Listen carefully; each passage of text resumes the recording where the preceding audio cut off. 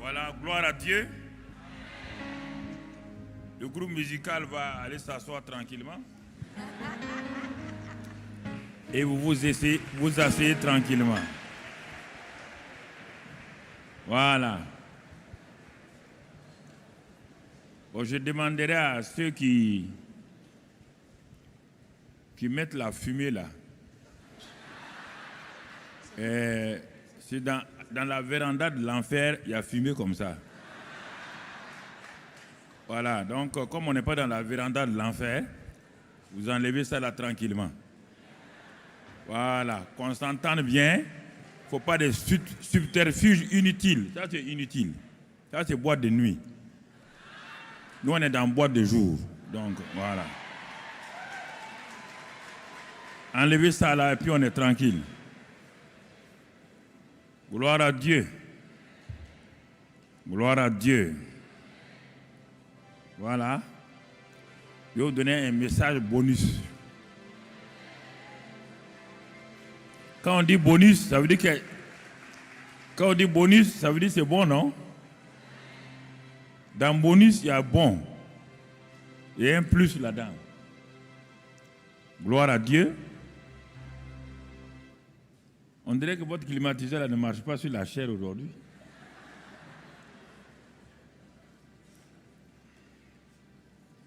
Merci Seigneur. Excellent Père de grâce, merci pour ce moment que nous passons dans ta présence. Nous te sommes reconnaissants maintenant pour ta grâce et ta fidélité. Sois béni et sois loué pour ce message que nous allons donner. Nous te sommes reconnaissants pour tous tes bienfaits, que toute la gloire, la louange et l'honneur soient à toi, Père, au nom de Jésus. Amen. Donc cet après-midi, c'est une joie pour moi de pouvoir partager l'excellente parole de la grâce de Dieu avec vous. Et nous allons voir spécialement un sujet, donc, comment prier avec la parole et le Saint-Esprit. Parce que c'est dans le domaine de la prière que les gens aiment la prière. Et c'est dans ce domaine que malheureusement beaucoup de gens sont frustrés. Si les chrétiens avaient des exaucements à leur prière régulièrement, ils seraient les gens les plus heureux sur terre. Quand tu vois un chrétien qui est frustré, un chrétien qui court à gauche, à droite, ne demande pas, ne pose pas de questions, c'est que ses prières ne sont pas exaucées. Alors quand les prières ne sont pas exaucées, soit on me dit, c'est l'église dans laquelle nous sommes qui ne sait pas prier, ou bien c'est notre pasteur qui n'a pas de puissance, ou bien, en tout cas, on cherche un moyen pour que nos prières soient exaucées. Et à cause de cela, nous courons à gauche, à droite, cherchant des solutions pour pouvoir vraiment échapper de cette étrange situation dans laquelle nous nous trouvons.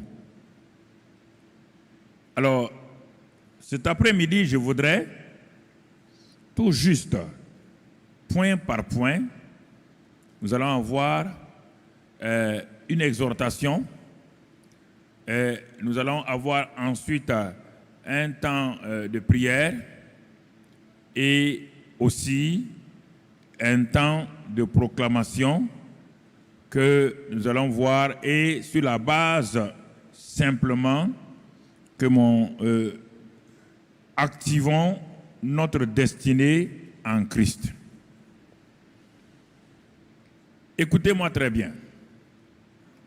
Je le dis, je le répète, quand souvent je parle de prière, les gens pensent que je ne veux pas compris.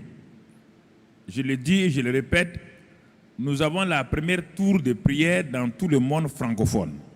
Et nous venons de faire, il y a 2 ans, le centre d'adoration et de louange, le Mont Sion. Donc, nous avons tout un immeuble pour la prière, et un deuxième immeuble vient d'être fait pour l'adoration et la louange. Donc, si je n'aimais pas la prière, et si je ne connaissais pas l'importance de la prière, je ne vais pas aller mettre de l'argent dans des bâtiments où uniquement on prie et où uniquement on adore, on loue le Seigneur. C'est parce que j'ai vu l'importance de la prière. J'ai vu les résultats de la prière. Et je peux dire, quand je prie, mon taux d'exaucement de la prière dépasse les 60-80%. Or, beaucoup de chrétiens, les meilleurs sont à 40% de leur exaucement. Sur 100 sujets de prière, rares de chrétiens atteignent 40 prières exaucées. Parce qu'ils croient qu'il suffit de faire une liste, un catalogue, et de prier pour les différents points pour être exaucé. Non. Il y a des conditions pour qu'une prière soit exaucée. Donc, si on ne remplit pas ces conditions-là, il ne s'agit pas d'aller faire 21 jours de prière. Il ne s'agit pas d'aller faire, on peut aller faire 155 jours de prière et on sort frustré. Et on sort abattu. On sort découragé à tel point que les réunions de prière dans les églises locales sont les réunions les moins fréquentées par les chrétiens. Les concerts sont fréquentés par les chrétiens. Les prières de bénédiction que le pasteur fait, c'est fréquenté par les chrétiens. Mais lorsqu'on dit de venir prier, les gens répondent. Si c'est pour aller encore ressortir de la même manière, avec la même frustration, à quoi bon aller prier? Vous ne pouvez pas me dire le contraire, c'est ce que je constate dans l'Église de Christ. Alors, nous allons, par la grâce de Dieu, aller point par point pour voir. Et me voici dans ma salle de prière. Je vous transfère dans ma salle de prière. Je suis quelqu'un, je me mets dans le cas de quelqu'un qui se pose tant de questions. Quelqu'un qui a entendu les messages, les prédicateurs prêcher, que nous avons une destinée. Nous avons entendu les prédicateurs dire, Dieu va faire votre destinée, va accomplir votre destinée. Tout le monde dit Amen. Ça fait 1 an, 2 ans, j'entends ces phrases-là. Tout le monde me répète que Dieu a une destinée pour nous, que Dieu va nous élever, que Dieu va faire ceci ou cela. Mais moi, je ne vois rien dans ma vie. Ou à un moment donné, je me dis, ces gens-là sont des menteurs, ou c'est ma vie qui ne va pas du tout. Je commence à me culpabiliser. Je commence à dire, peut-être je n'ai pas la foi. Je commence à dire beaucoup de choses. Et comme dans la Bible, il y a un homme qui avait une grande destinée. Dieu l'a dit à sa mère avant que l'enfant ne naisse. Cet enfant-là s'appelle Jacob. Dieu avait dit à sa mère que les jumeaux qui sont dans ton sein, ces jumeaux-là, ce sont tes 2 enfants. Mais je vais te dire une chose, ces jumeaux-là, c'est 2 peuples, 2 nations qui sont dans ton sein. 2 peuples et 2 nations qui sont dans ton sein. Et le plus petit que tu vas voir sortir, le plus petit là, c'est lui qui sera le plus grand, et il est un homme que j'ai prévu pour les nations entières. Mais fais attention, maman Rebecca, parce que sûrement, tu risques d'avoir des idées bizarres sur cet enfant quand il va sortir, et tu risques de faire des erreurs. Et c'est ça que maman Rebecca a fait l'erreur. Quand il a vu Jacob sortir en seconde position, avec sa main sur le talon de son frère, cette bonne maman gentille, mais qui a ignoré la parole de Dieu, a ouvert sa bouche. Au lieu de dire, puisque Dieu dit que cet enfant sera la tête, au lieu de chercher un mot hébreu, tête, champion, vainqueur, prince, non, Elle regarde la réalité qui est là au lieu de regarder la vérité de Dieu.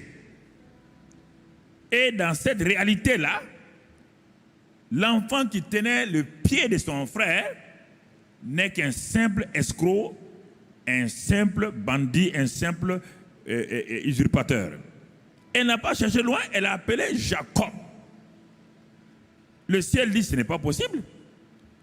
Je viens de lui dire, quand il y avait des mouvements dans son sein, j'ai dit à cette maman, quand elle est partie prier, je lui ai dit que les enfants qui sont dans son sein là, ce ne sont pas des enfants simples, hein?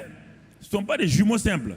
C'est deux nations, deux peuples qui vont sortir. Donc de faire attention. Deux peuples, deux nations qui vont sortir. Et le plus petit qui va sortir là, il a une destinée extraordinaire. La maman devait chercher un nom pour cet enfant, mais elle a laissé la vérité, elle est partie s'agripper à la réalité. La vérité n'est pas la réalité. La réalité, elle est palpable, physique. La réalité, on la sent. La vérité, on ne la sent pas. La vérité, elle est invisible. Mais quand elle se manifeste, elle efface la réalité et vous entrez dans votre destinée. Écoutez-moi, je veux faciliter votre vie de prière. Je veux partout où je parcours dans le monde, les gens me posent la question, mais pasteur, mais pourquoi Dieu ne me répond pas? Qu'est-ce que j'ai fait à Dieu? Mais qu'est-ce qu'il faut faire? Les gens se posent la même question. On leur dit de venir prier. Mais pourquoi les disciples ont-ils demandé à Jésus, enseigne-nous à prier? Asseyons-nous, arrêtons-nous là et voyons. Soyons un peu pratiques. Il y a tellement de logique dans la Bible que nous ne voulons pas. Les disciples ont vu Jésus prier. Les disciples ont été avec Jean-Baptiste. C'était tous des disciples de Jean-Baptiste. Ils ont vécu avec Jean-Baptiste. Ils ont vu Jean-Baptiste prier. Ils étaient contents. Mais quand ils ont commencé à suivre Jésus, ils ont vu un niveau d'exaucement à 100% sur ce jeune homme de 30 ans. Ils ont vu cet enfant-là, ce jeune homme de 30 ans-là, qui impactait par sa prière. Et un jour, l'un d'entre eux a dit à Jésus, Seigneur, enseigne-nous à prier comme Jean-Baptiste l'a enseigné à ses disciples. Nous avons été disciples de Jean-Baptiste. Il nous a enseigné à prier, mais sa prière était limitée. Parce que lui-même, il était limité. Il n'était pas rempli de la personne du Saint-Esprit. Il n'avait pas la parole esprit et vie. C'est l'homme de l'Ancien Testament dont la prière est assez limitée. Toi, tu es l'homme qui vient du ciel, qui a été manifesté. Enseigne-nous à prier. On n'a pas dit apprends à nous à prier le Notre Père. Écoutez-moi, chrétiens. Ils n'ont pas dit apprends-nous à réciter une prière. Notre Père qui est aux cieux. Que ton nom soit... Non. Le problème, les gens ne comprennent pas le langage biblique. Quand vous ne comprenez pas, actuellement, il y a beaucoup de dictionnaires en grec et en hébreu. Il y a beaucoup de dictionnaires en grec et en hébreu. Surtout, je vous en supplie, n'allez pas prendre le petit Robert et le petit Larousse pour lire la Bible. Vous allez être à côté de la plaque. Il y a des dictionnaires avec le langage. Enseigne-nous à prier. Enseigne-nous, on n'a pas dit dis-nous comment réciter notre prière.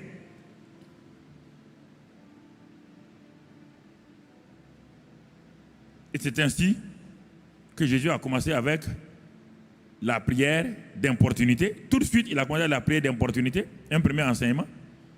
Un homme qui avait un ami, son ami est venu, deuxième ami est venu en pleine nuit. Il était fatigué, il n'avait pas à manger. Et Jésus a enseigné comment la prière d'importunité.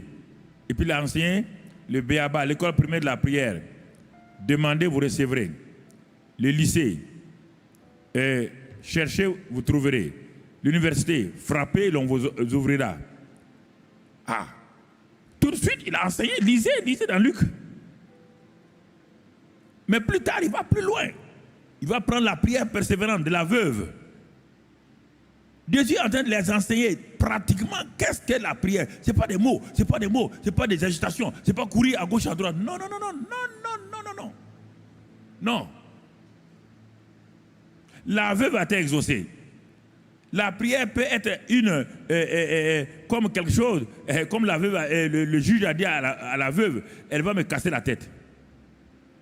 Jésus dit, si l'homme qui avait des pains, il s'est levé pour donner, il s'est levé à cause de son importunité. Donc dans la prière, il y a des aspects d'importunité, il y a des aspects de persévérance. Et vous regardez tout le temps. Après il dit, Élie, vous connaissez Élie, non? C'est un homme qui a prié. Pourquoi il a prié? Il a prié combien de fois? 7 fois. Donc aussi, il y a plusieurs aspects de la prière. La prière, ce n'est pas d'aller s'enfermer 21 jours avec des sujets, bam, bam, bam, bam, bam, bam, bam, bam. Non, non, non. C'est simplement des récitations que vous faites. Puisque quand les gens sortent, ils n'ont pas d'exaucement. J'ai dit, la prière n'est pas prière tant qu'il n'y a pas un exaucement. Ce n'est pas une prière, c'est une récitation. Toutes les religions prient. Il n'y a pas une religion qui ne prie pas. Mais les autres religions ne demandent pas un exaucement. Ils demandent à toutes les autres religions. Ils ne demandent pas ils prient pour calmer leur conscience. Ils prient un Dieu lointain. Il n'y a que le christianisme qui prie un Dieu qui écoute et qui exauce. Tu es un Dieu qui écoute la prière. C'est pourquoi tous les hommes viendront à toi. Donc vous comprenez? Ce sont des choses très très importantes que vous devez discerner. Quand vous discernez cela, votre vie va commencer à aller de l'avant, vous allez progresser et vous allez voir la grâce de Dieu se manifester.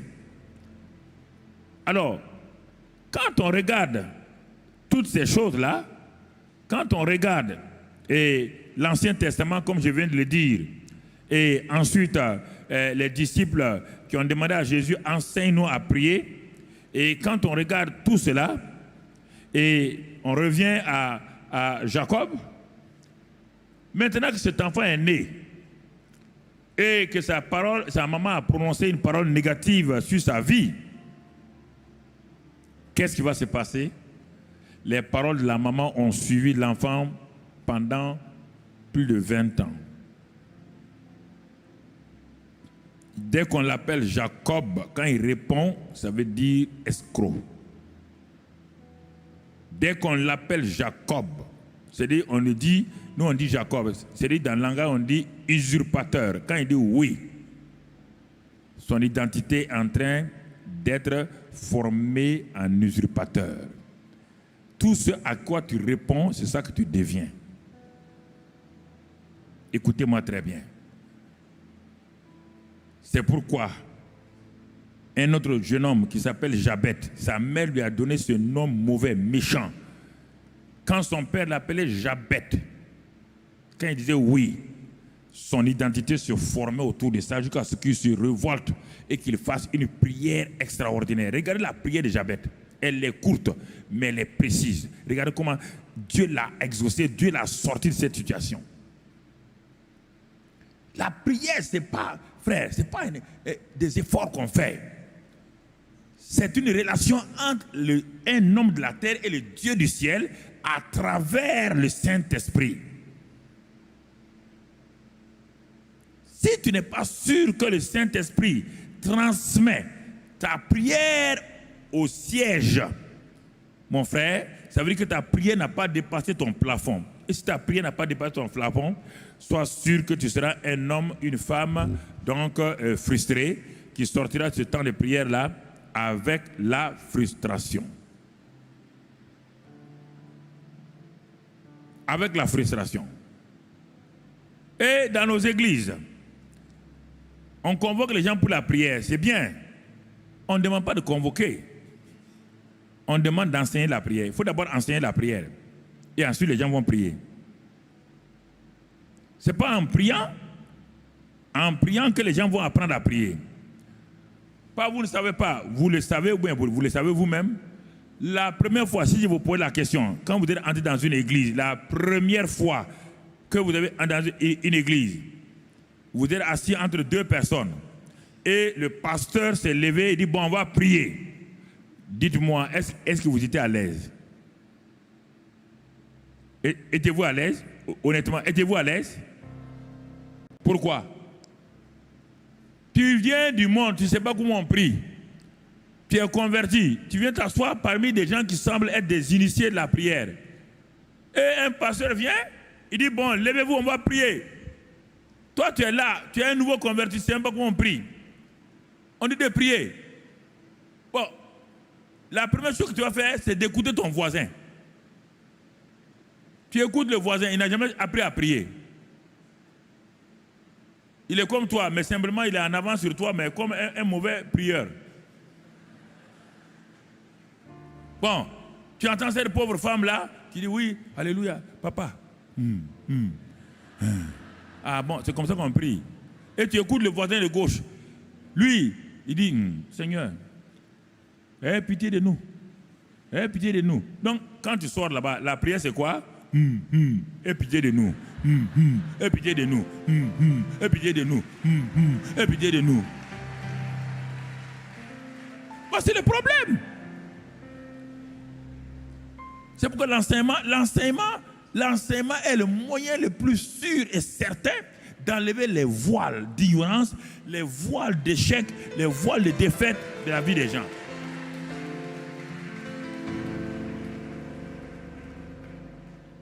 Je comprends parce que ce soit en France, que ce soit partout où je suis allé, les gens viennent me demander toujours, mais pourquoi nos prières ne sont pas exaucées? Et je suis obligé de prendre du temps, et c'est pourquoi chaque année, je vais prendre 3 mois pour enseigner sur la prière. J'enseigne par thème. Vous entendez? J'enseigne par thème. Vous ne pouvez pas dire aux gens d'avoir la foi sans dire qu'est-ce que la foi, d'où vient la foi. Quels sont les genres de foi? Il y a la foi qui vient de la parole, Romains 10, 17. Il y a l'autre foi qui est un simple don du Saint-Esprit qui le manifeste comme il veut à chacun. Ça, c'est une foi extraordinaire. Mais l'autre foi qui vient du réma vient du fait que tu as étudié la parole de Dieu, tu as reçu un réma, et maintenant, avec ça, 90% du temps, c'est avec la foi venant du réma qu'on fonctionne. Mais les 10% là, c'est la foi surnaturelle. De 1 Corinthiens 12. Quand elle est là, tu fais des choses, toi-même tu es fou, tu fais ça, et tu vois, tu sais que c'est ça. Il n'y a même pas un réma posé. Non, c'est une foi surnaturelle qui est en toi et qui te fait oser aller là où les médecins disent que ce n'est pas possible, aller là où les gens te disent financièrement ce n'est pas possible. Ça, donc, si tu ne connais pas ça, on dit la foi, et la foi.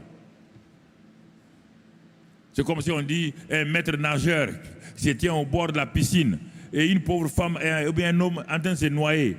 Il lui dit, tiens ferme. Il va tenir quoi? Il va tenir l'eau? Il va tenir l'eau, hein? La seule chose, c'est de faire quoi? De lui jeter quoi? Bouée de sauvetage. Tu lui jettes un pneu ou une chambre à air. Il met, même s'il ne sait pas prier, il ne sait pas tenir, mais s'il met ça, la chambre à air va le tenir. Et tu le tires, tu l'amènes au bord. On dit aux gens, frère, tiens ferme. Tiens ferme sur quoi? Non, ça ira, tiens ferme. Il va tenir sur quoi? Le monsieur est déjà à terre. Il va tenir sur quoi? C'est pourquoi il est important d'enseigner d'abord, pratiquement, avant d'aller là-bas. Donc, ainsi, Jacob a souffert. Et un jour, c'est Isaïe qui nous montre. Dans Isaïe 40, Isaïe nous dit que avant que Jacob n'ait été transformé en Israël, c'est-à-dire prince avec Dieu, voici la prière de Jacob. Et comme la prière de plusieurs d'entre nous. Quelle est cette prière-là? On trouve dans Isaïe 40, verset 27. Là-bas, il est écrit, pourquoi dis-tu? Voilà ce que et Dieu répond à Jacob. Pourquoi dis-tu Jacob? Pourquoi dis-tu Israël? Vous voyez bien, Dieu parle à Jacob et il parle à la même personne qui s'appelle Israël. Il dit, tu dis, ma destinée est cachée devant l'Éternel, mon droit passe inaperçu devant mon Dieu. Ma destinée est cachée et mon droit passe inaperçu devant mon Dieu. Il dit, mais pourquoi tu dis cela? Regardez bien, vous qui êtes devant moi là, c'est la même question que vous avez posée tant de fois à Dieu. Je ne comprends pas ma vie, Seigneur. C'est la même question. Pourquoi cela m'arrive? Jacob disait ça. Ma mère m'a dit que tu as dit que je suis ça, je suis là, mais je ne comprends pas. Mais pourquoi ça ne va pas? Plein de gens sont en train de crier, de verser des larmes régulièrement. Pourquoi Dieu? Ma vie est-elle ainsi? Pourquoi on dirait que tu t'acharnes contre moi? Et c'est ça qui a amené les gens à penser que Dieu est un briseur de vie. Dieu m'a brisé. Dieu t'a brisé et tu es encore là. Si moi-même je te brise, je ne veux pas rester ici. Vous prenez des mots, je sais d'où vous prenez ces mots-là, je peux vous les dire. Tous ces mots brisés, vous avez entendu. Mais Dieu, quand il parle à David, il dit, mais ce qu'il veut là, c'est un cœur brisé. Un cœur brisé, ça veut dire quoi? Il n'a pas dit que lui, il a brisé le cœur de David. Un cœur qui n'a plus confiance en lui-même. Un cœur qui s'abandonne à Dieu. Un cœur qui dit, Seigneur, je n'ai rien d'autre que toi. Mes yeux sont fixés sur toi, je ne peux rien faire, comme Josaphat. C'est de ça qu'on parle. On n'a pas dit que Dieu brise moi. Toi, tu vas dire à Dieu de te briser. Pourquoi il va te briser? Tu es qui va te briser? Et pourquoi? Quel est le but quand il te brise là? Qu'est-ce qu'il cherche? Quand Dieu te brise là, quel est le but? Dis-moi. Viens prendre un micro et dis-moi, Dieu m'a brisé parce que Dieu veut que je sois saint. Est-ce que Dieu brise quelqu'un? La sanctification vient de l'œuvre de Christ. Hébreux 10. Par l'offrande du corps de Christ, il nous a sanctifiés une fois pour toutes. 1. La sanctification vient deuxièmement, Jean 17. Ta parole sanctifie-moi et ta parole sanctifie les gens. C'est fini. Dieu ne brise pas quelqu'un pour être sanctifié. La sanctification, il l'a fait à la croix de Calvaire. Par la parole de Dieu, tu es sanctifié et tu vis dans la sanctification. Christ est venu pourquoi? Il est venu prendre tes péchés. Il n'est pas venu pour briser les gens. On dit qu'il a été brisé. C'est lui qui a été brisé. Il a été brisé pour mes iniquités. Pourquoi tu peux mettre ça sur toi? C'est Christ qui a été brisé.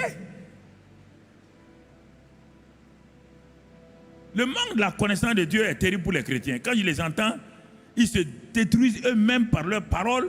On ne comprend pas. Si tu es éprouvé, d'accord, éprouvé n'est pas brisé. Dieu éprouve les gens, oui. Voilà, ça c'est différent, c'est pas brisé. Pas mettre un mot à la place d'autres mots. Il éprouve les gens. Ça c'est dans la Bible partout. Donc, vous voyez ici, là. Donc, on voit dans ce passage d'Ésaïe, là, les cris de Jacob. Où est ma destinée? Seigneur, où est mon futur? C'est ça que ça veut dire. Combien de jeunes filles ici, des jeunes gens, crient chaque jour. Seigneur, où est ma destinée? Où est mon futur? Votre prière, c'est ça tous les jours. Et les chants chrétiens sont remplis de ces mots-là. Dieu nous a donné une destinée, Dieu nous a donné un futur, Dieu nous a donné... Les chants sont remplis, mais quand on regarde, on ne voit pas de réalité, on ne voit pas d'exaucement. Donc les gens se contentent tout le temps des chants qu'ils chantent pour se satisfaire, pour s'apaiser, apaiser leur cœur.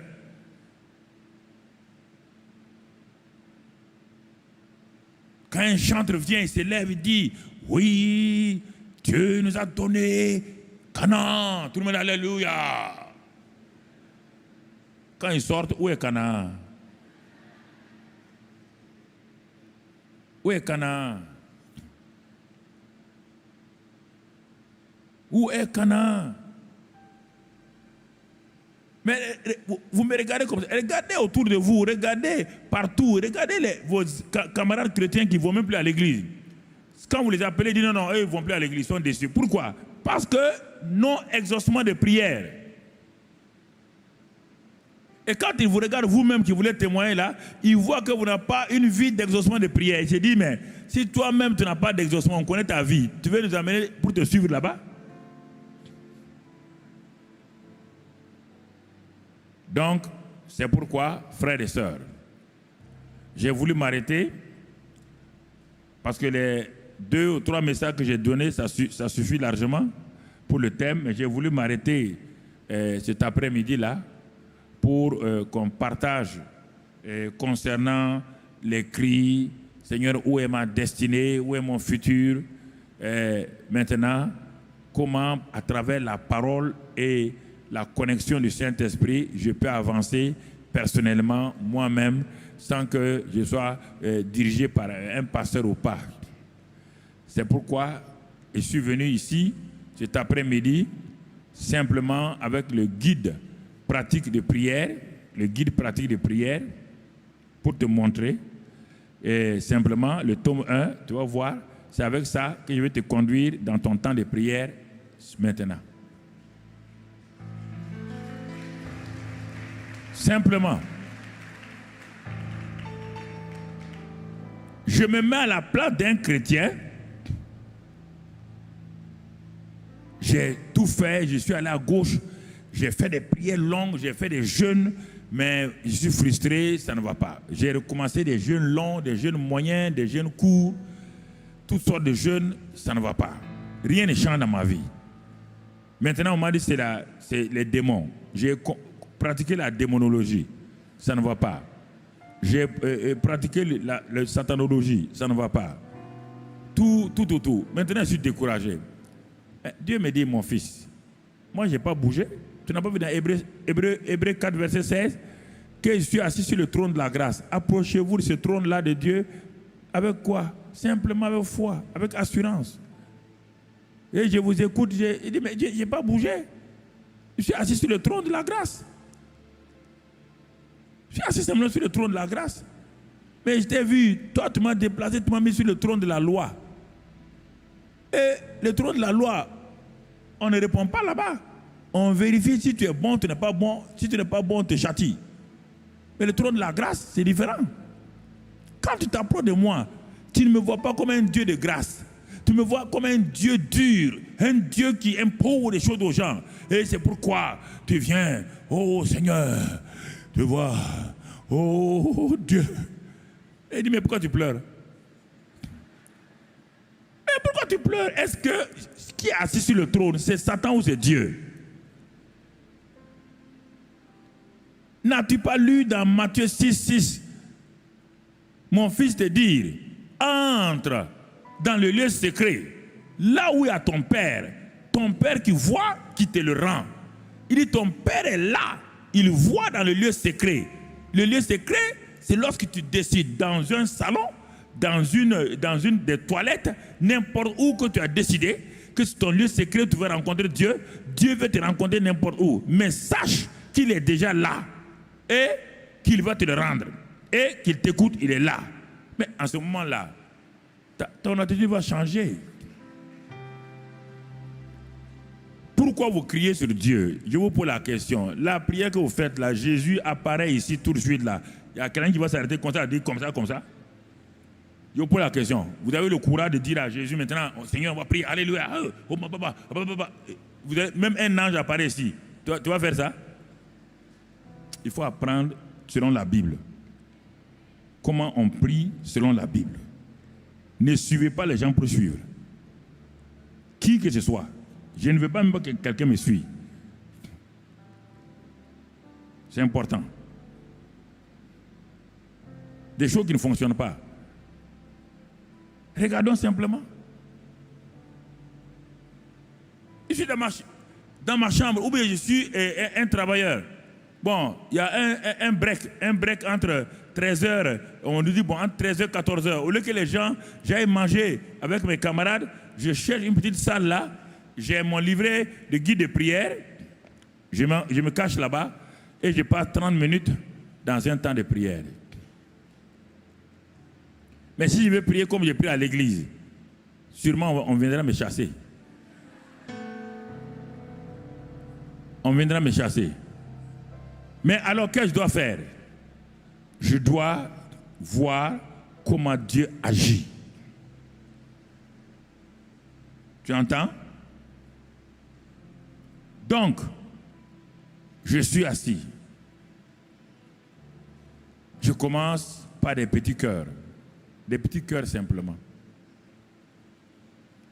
Je suis conscient de deux choses. Le Saint-Esprit est en moi quand je suis rentré dans cette salle. Le Saint-Esprit est en moi. Deuxième chose, la Bible dit que le Père est là. Le Père est là, il m'entend.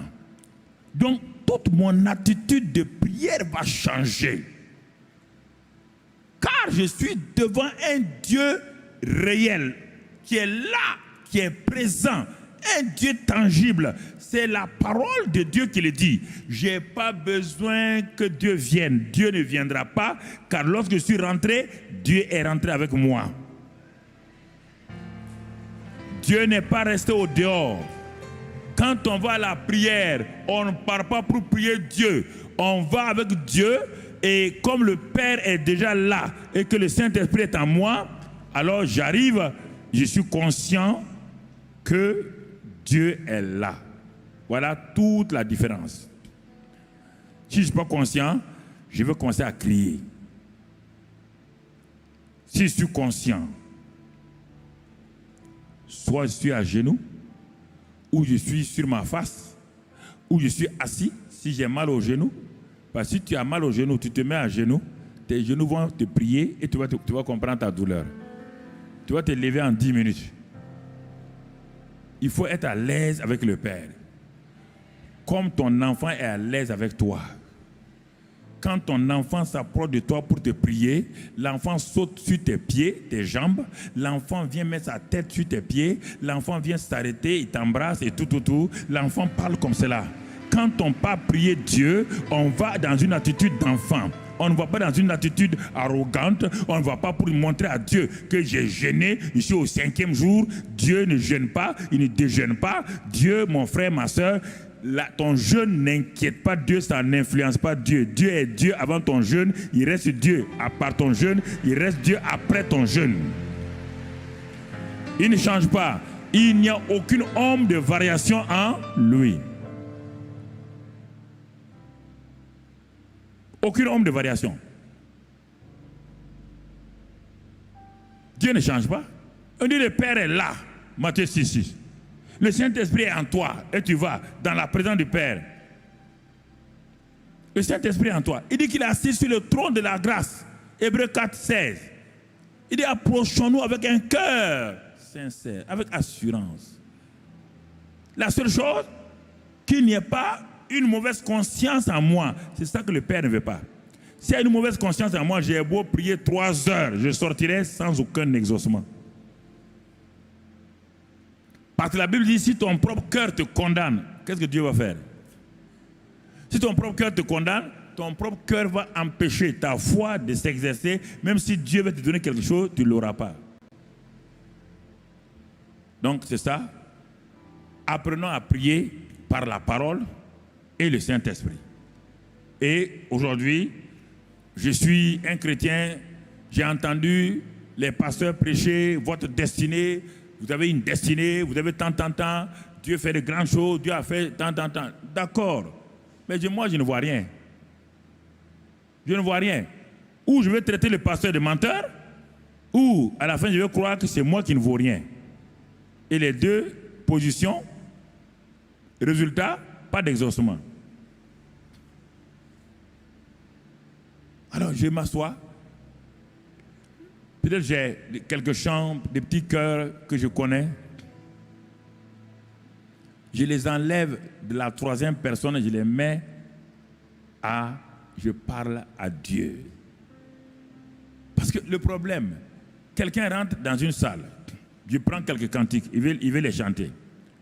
Il a l'habitude de chanter à l'église.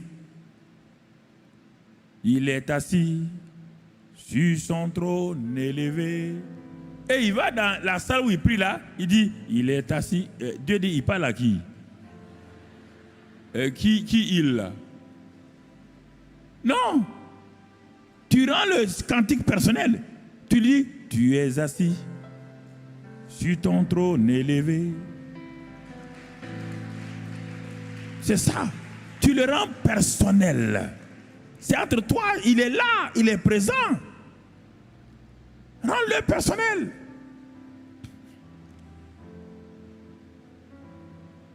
Il est Dieu. Non, non, non, il n'est pas Dieu. Tu es Dieu. Et ton trône est... Tu mets ça. Toi-même, tu appliques tes propres mots. Nous avons l'habitude de chanter. Par exemple, où nous chantons Dieu m'a tout donné. Oui, oui, ça, on est ensemble, on chante ça. Hein?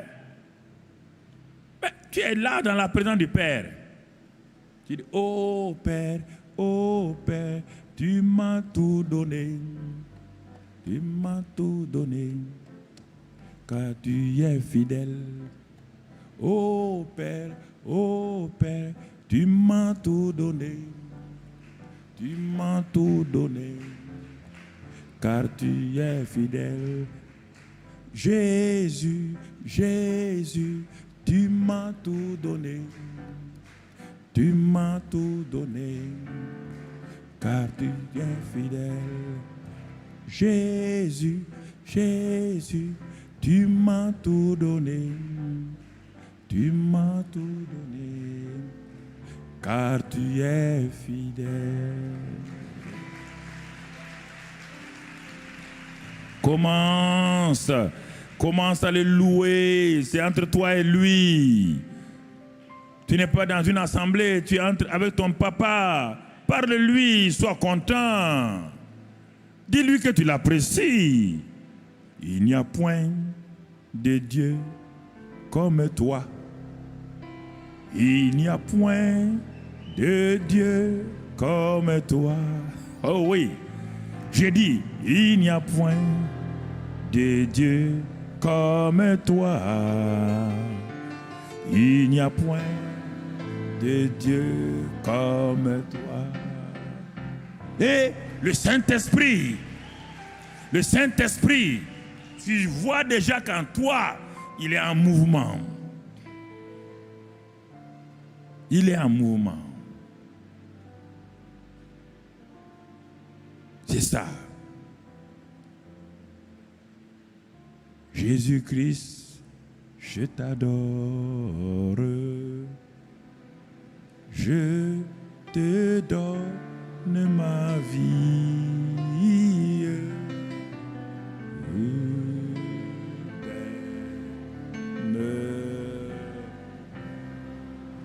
Saint-Esprit, je t'adore.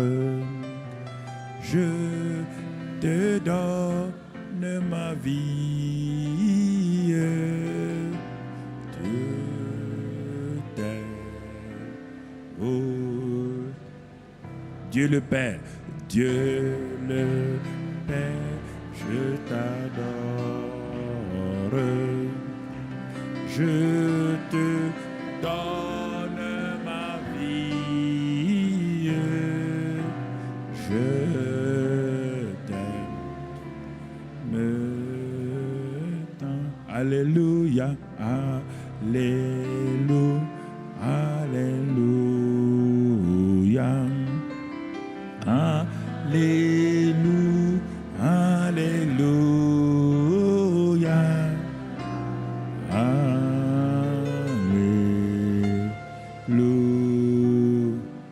Maranatha, Maranatha, Maranatha,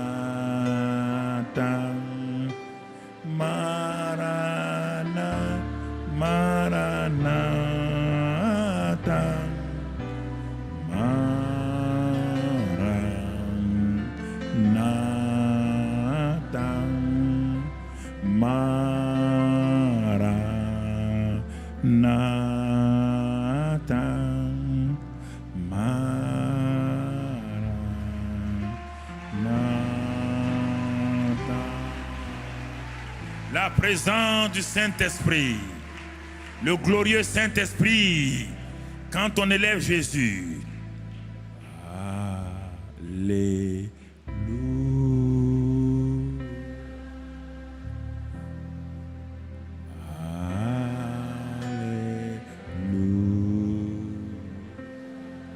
Alléluia. Alléluia.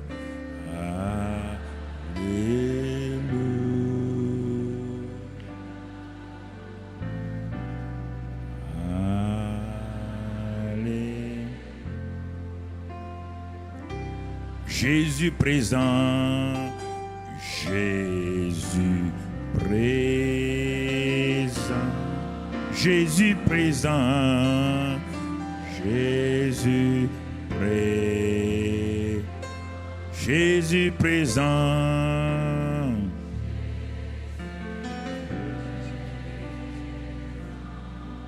Tu es présent.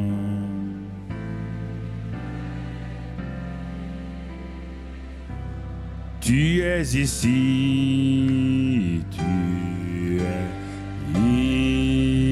ici, Jésus est ici, tu es ici, tu es ici.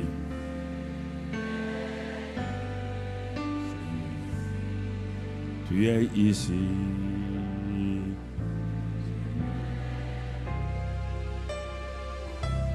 Seigneur, je t'aime. Seigneur, je t'aime. Oh oui. Dis-lui tes mots.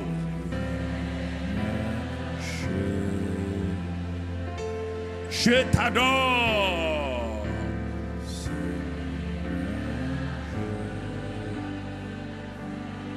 Seigneur, je t'adore.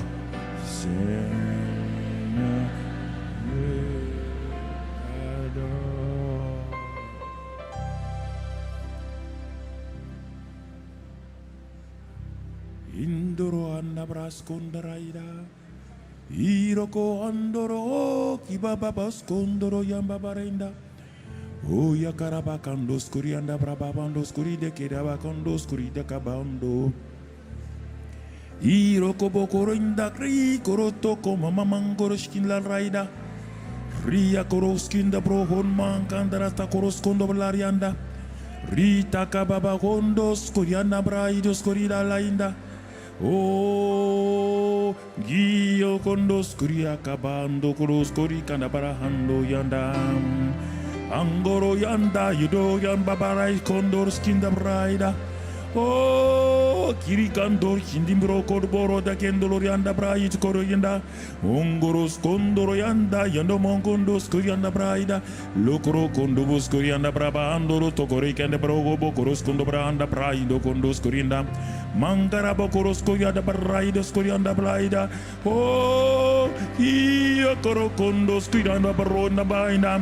Rakaba ondos kuri yanda brakandolos kuri yanda braida. Roko bokoros kondo braba bahanda koros kondi branda. Roko boroko do boko kondos kuri ta braba kanda kraba koros kondo brianda.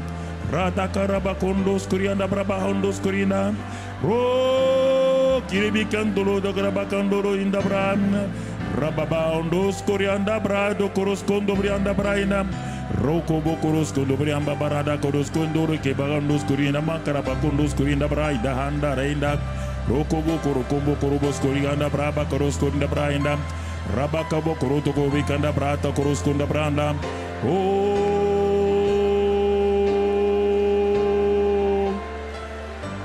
glorieux Saint-Esprit, glorieux Saint-Esprit. Glorieux Saint-Esprit, glorieux Saint-Esprit, glorieux Saint-Esprit, glorieux Saint-Esprit, glorieux, glorieux, glorieux, glorieux Saint-Esprit. Oh rababababababa, shokarabekendolo yanda braida. Oh rabababando koroskindo branda brata koroskondo branda. Roko bokondo koroko ilvekere bokondo lotto koriganda braida. Monkoro bokondo skorikende brabakando lo korvikanda brabakondo skorikende brahondo brianda braina. Roto kobrikanda brabakondo skorinda brabando rianda.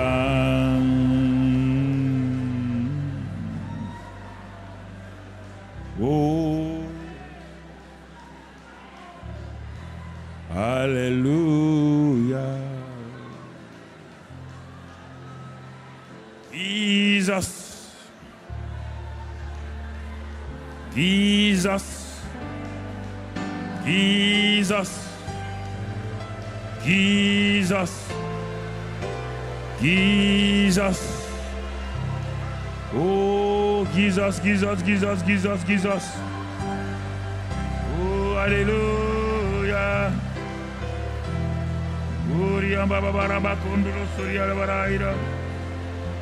Oh, baba karaba kandolo skuri kere bekando skuri da baraba kandolo skurinda. Raba baba karata koro kodomento koroskinda braba kanda kroskunda braba barata kindolo sorianda. Iraba kandolo skurinda braba kando skurinda. Roto kobrika baba barata koroskondo brianda braida. Iro kohondo inda braba kandolo skuri bakandraida. Riba karoba kodos kuri kendi broko bakara bakanda to korinda. Roto kobrika nda braba kodos kuri kendi brondo inda braba kandos kurina. Roto kobrira bakandos kuri.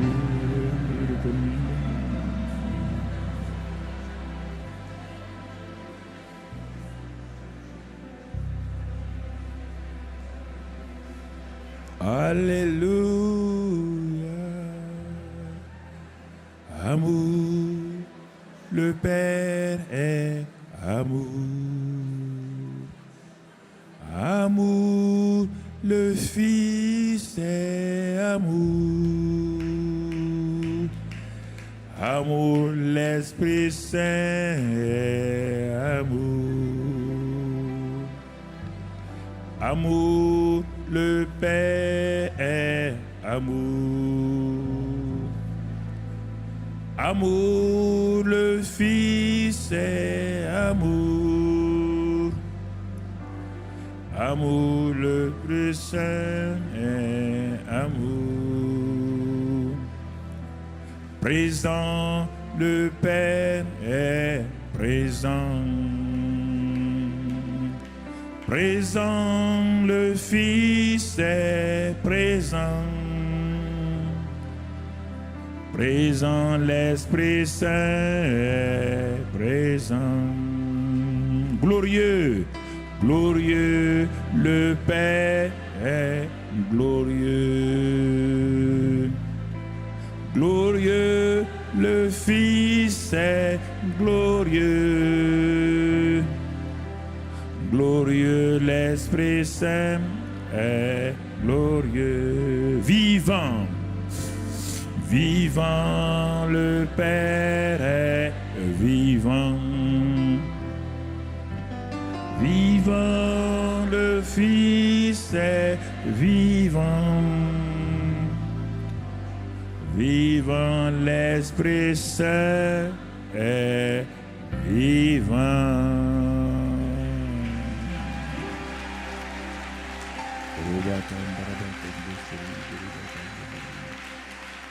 Alléluia.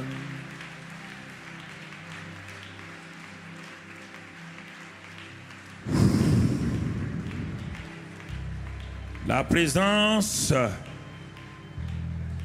du Saint-Esprit commence à remplir ma chambre de prière. Toutes ces choses, ces frustrations que j'ai amenées dans cette salle de prière sont en train de partir. L'atmosphère est en train de changer. Mes pensées négatives sont en train de partir. Oh, je commence à réaliser que le Père est réel, que son amour est réel. Alors, j'ai une assurance, je vais avancer dans ma prière. Assoyons-nous quelques minutes. Je suis dans ma salle de prière. J'ai mon livre Guide pratique de prière. Je suis à la page où on est dit activons notre destinée en Christ. C'est ça mon problème. J'ai entendu, on active. Tout le monde parle de destinée. Moi, je ne vois pas de destinée. Je ne fais que tourner en rond, tourner en rond, tourner en rond. On me parle de destinée. Mais pourquoi? Parce qu'on dit activer. La destinée est là, on dit de l'activer. Ah. Seigneur, qu'est-ce que tu nous dis? Oh Dieu, je te remercie. Car la Bible dit dans Éphésiens 1, 3 à 6, nous connaissons ce passage-là, Éphésiens 1, 3, que nous avons été bénis de toute bénédiction dans les lieux célestes en Christ. Ah, je suis un homme béni, je suis une femme bénie. Pourquoi? Parce que Romains 8, 17 me dit que nous sommes héritiers et co-héritiers avec Christ. Nous sommes déjà. Je n'ai pas besoin de chercher à être héritier.